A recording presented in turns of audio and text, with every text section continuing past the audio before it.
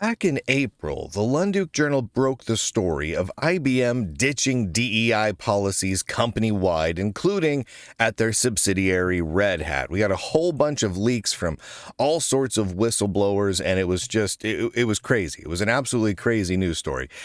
Now, this change was announced in the wake of multiple lawsuits against IBM for those DEI policies and following executive orders against DEI from President Trump. There's a link to an article I have called the IBM Red Hat Leaks, What We've Learned So Far.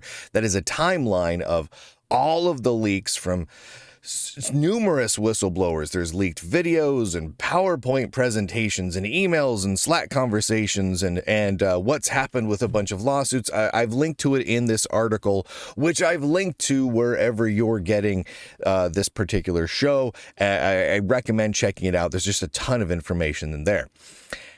At the time that IBM announced they were ditching those DEI policies back in April, activists from Red Hat and IBM were very, very unhappy about it, to say the least. They were encouraging and planning protests. They talked about how employees at Red Hat were going to raise hell, and they even linked to articles about killing fascists. That's their actual phrase. They were going to find fascists and kill them. They were not happy. They were not happy campers. But now that a little time has passed, right? We've got about 4 months under our belt. Let's take a look inside at IBM and Red Hat and see how their ditching DEI change is actually going. Thanks to whistleblowers within IBM, we know that employee groups focused on DEI still, in fact, exist. So they talked about ditching DEI, but their groups that were promoting DEI are still within the company. They are simply changing the names in order to stay under the radar and avoid having a target on their back. Those are their phrases, by the way. This is a set of screenshots from Slack channels inside of IBM. Just a thought, to prevent the channel, they're talking about the DEI promotional channel, from getting archived because of the order out of the White House, there might need to be a name change. Other channels have done it to stay under the radar, and if y'all think that's enough, being a person with a target on their back, everything makes me nervous. And so what they did is they changed the name of the Slack channel from Diversity Inclusion. So that was their corporate Slack channel name. It is now named Inclusion at IBM. You see, they went from diversity inclusion to just inclusion at IBM. They just simply dropped the word diversity. Yeah. So they're flying under the radar. Also, the DEI department, the official department within IBM, is still there.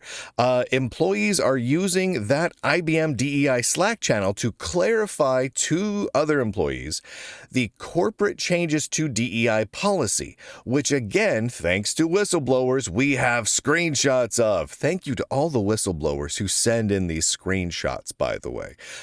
We've learned so much valuable information from IBM and Red Hat and Microsoft and Adobe and so many other companies because of all of these details, the emails and the PowerPoint slides and the Slack conversations, all of it. It's all supremely enlightening. Just a few key takeaways from the screenshots we got. The first, the DEI department has been renamed to Inclusion. See, they dropped the word diversity and DEI. It's now just inclusion. And that department, that inclusion department, now reports to a woman named Kitty Cheney Reed, who is the Chief Leadership, Culture, and Inclusion Officer at IBM. They have a chief inclusion officer. IBM is no longer part of the Human Rights Campaign. Quote, the HRC no longer aligns with IBM priorities, end quote. So that is a good step forward in that regard. And quote, people can still identify their preferred pronouns in all IBM systems. That's just a weird thing. And the gamified allyship badge system has been removed. For those of you who missed that, again, go check out this article on the IBM Red Hat leaks, what we've learned so far. It's, again, linked to at the top of this article that I'm reading from right now. And it has in there detailship of the allyship badge system. And it really is a system where you earn gamified badges, like you get achievements unlocked for disliking white men. That's a very real thing. It's crazy that existed at all. It's creepy and weird, but they have actually removed that one. So as we can see, some DEI policies and programs are gone, right? While others remain. And IBM is making a point of renaming their DEI department within HR. So we gain these little insights thanks to Ruth Davis, who is an IBM executive and who currently identifies as a DEI advocate, according to her LinkedIn profile. She's in technology consulting, a nonprofit board chair, and a DEI advocate.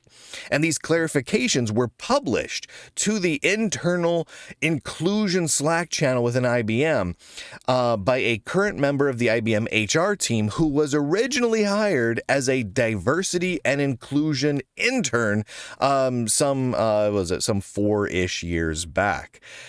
Yeah, I mean, yeah. It's crazy. It's crazy. Now, excuse me. In short, just to summarize all of that, the DEI advocates continue to control IBM HR.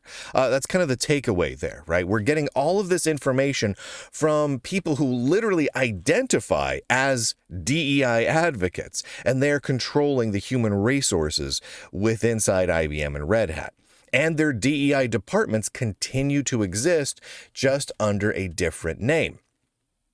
Now, let's talk about quotas, because up until recently, both IBM and Red Hat had discriminatory hiring practices and policies. So we've talked about those at length.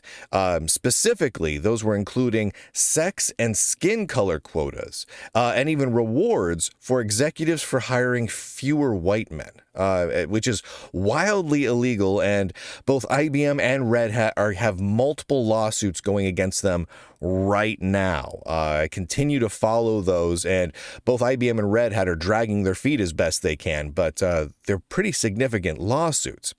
Now, we've learned as part of the original leaks supplied to the Lunduke Journal back in April that diversity goals are no longer part of the executive incentive program, right? So that was a clear statement that IBM and Red Hat leadership made to all of their employees and all of their executives.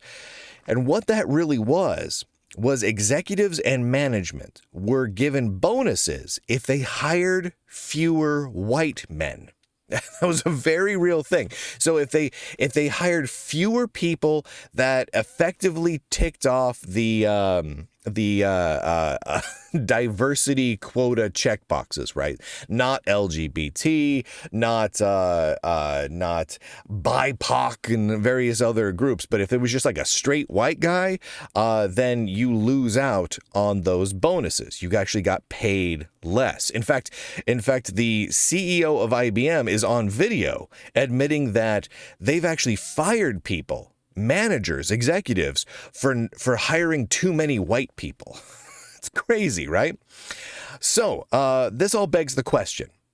So since they've removed those policies according to their own internal statements, and a few months have passed since they supposedly removed those discriminatory hiring policies, is IBM still, 4 months later, discriminating against white men? It's a fair question to ask, right?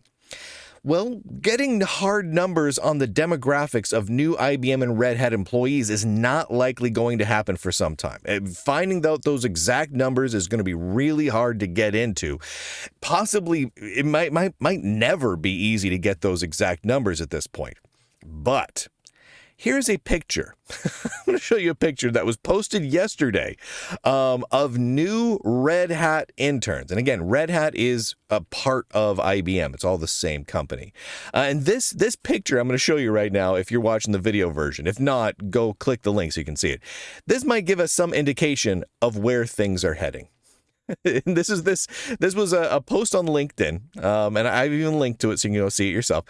Happy National Intern Day to all the incredible interns making a real impact at Red Hat.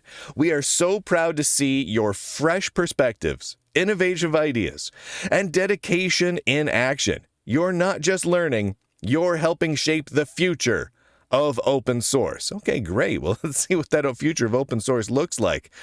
Well, for those of you looking at the picture,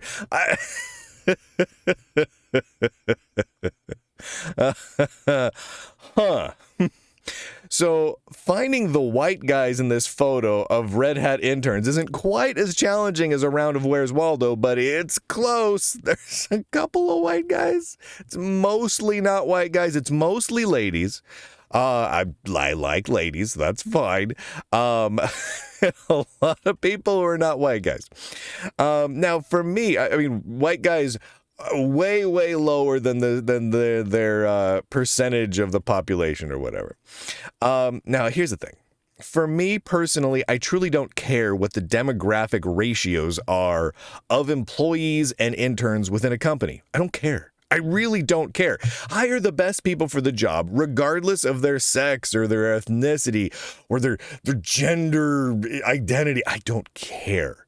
Meritocracy is a good thing. Hire the best person for the job. End of story. That's all I care about, right? And if that all ends up being, I don't know, South Korean ladies, great. Okay, it's nothing but South Korean ladies working at Red Hat. If they're the best people for the job, hire nothing but sub-Saharan dudes. I don't care. LGBTQ people from East Germany. I don't care. Hire the best people for the job. It does not matter to me. But that said, considering the multiple pending lawsuits against IBM and Red Hat, specifically regarding their discriminatory policies towards white men and their previously stated goals of hiring less and fewer white men, it is more than a little interesting that their latest crop of Red Hat interns is almost entirely people who are not white men. I mean, am I wrong on that one? Holy moly. All right, so the results of all this are very, very mixed. There are, let's be honest, a few good signs in here of IBM dropping DEI-related policies, including no longer being involved in the Human Rights Campaign, which, let's be honest, is really poorly named and is an incredibly discriminatory, just awful organization. And the removal of the rather repulsive, highly anti-white Allyship badges within IBM and Red Hat. So those are good things. Those are good things. We applaud good things. We give the thumbs up when corporations or organizations move in a good direction. Unfortunately, most of the rest of what we're seeing is far less encouraging. We've got DEI groups simply being renamed to inclusion in order to stay on the right side of the law. Not great. What appears to be continued discriminatory hiring at Red Hat despite lawsuits and stated policy changes. Not great. Executives and human relations still heavily controlled by DEI advocates. Well, that's not good either. You don't want to fill people into leadership positions where they are responsible for hiring and firing when those people are openly advocating for discriminatory hiring and firing. That's just a bad idea from a legal perspective, from a moral and ethical perspective, from just a business and meritocracy perspective. It's just not a good idea. And finally, the corporate systems within IBM are apparently still using preferred pronouns throughout IBM's internal systems, which is just stupid and weird. Now, while making significant changes, and I just want to be clear about this, to corporate policies can take time, a lot of time, especially across large organizations like IBM. Some of these internal reports indicate an unwillingness to drop DEI policies on the part of key IBM leadership.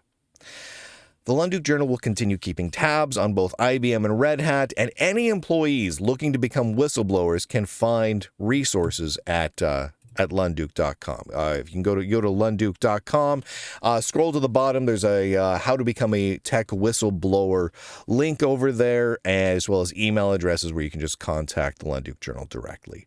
Thank you to all of the whistleblowers who have provided such a huge amount of just massive amounts of leaked material from both IBM and Red Hat over the last year and a half or so.